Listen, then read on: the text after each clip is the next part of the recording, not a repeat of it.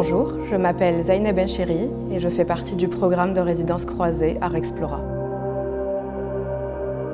Bonjour Zaineb, merci beaucoup de prendre le temps de nous recevoir dans le cadre de ta résidence avec Art Explora, la Villa 31, au cœur de Tirana. Ton travail parle de mémoire, d'enfermement, de ce que l'on peut ressentir mais pas nécessairement voir. Comment ta résidence ici a impacté ton récit, ta manière un petit peu de voir le fort projet que tu as amené là. Dès que j'ai été acceptée dans cette résidence, j'ai un peu cherché sur l'histoire de l'Albanie et j'ai trouvé que le dictateur, l'ancien dictateur, avait construit 170 000 bunkers dans tout le pays, destinés à cacher, destinés à protéger, qui, moi, m'a semblé plus être une construction réelle dans le béton de sa paranoïa personnelle. Et ces bunkers n'ont jamais été utilisés. Et ça m'a beaucoup marqué de me rendre compte qu'une paranoïa pouvait faire ça à un pays entier.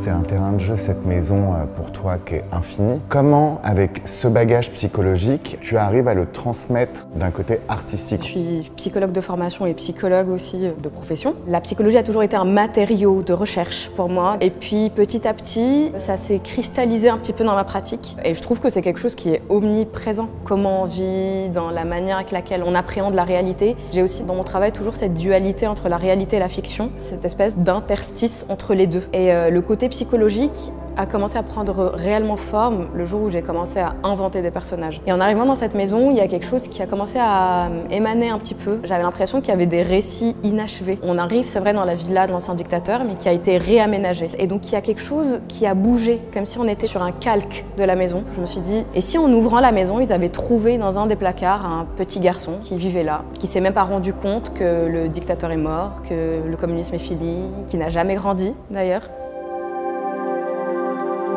Ce qui m'a aussi beaucoup touché dans ta proposition, et là où on voit que tu as vraiment une sensibilité de scène, c'est que cette maison, elle est théâtrale. Il y a vraiment cette prise de conscience et de possession des lieux. C'est tout à fait ça, la maison est théâtrale. En fait, la maison m'a donné l'impression d'être un décor, justement. C'est majestueux, mais pas vraiment. C'est luxueux, mais pas vraiment. C'est une espèce d'entre-deux, un peu absurde, en fait. Il y a tout ce qui a été construit autour, après, qui fait que cette maison très basse, par rapport aux bâtiments tout autour, comme si les immeubles l'encerclaient, ça inverse aussi les rôles. C'est-à-dire qu'aujourd'hui, le peuple observe, surveille, regarde.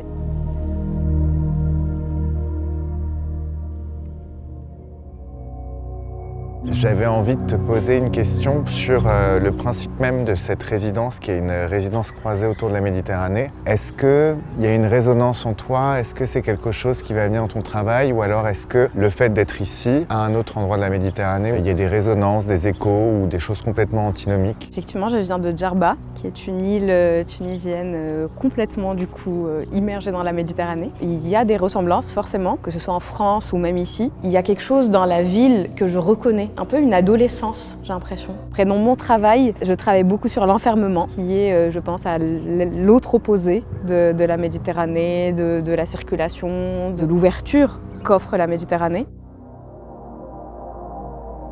J'aurais une dernière question sur les résidences même. Tu en as fait 2 l'année dernière. Je sais que dans la pratique d'un artiste, c'est des moments qui sont très importants. Ça va te permettre quoi, le temps qui va te rester sur le reste de cette résidence ici? Tu vas le mettre au profit de quoi en étant en Albanie, à Tirana? Je pense que je vais le mettre au profit de la découverte du pays, me balader, sortir de cet enfermement.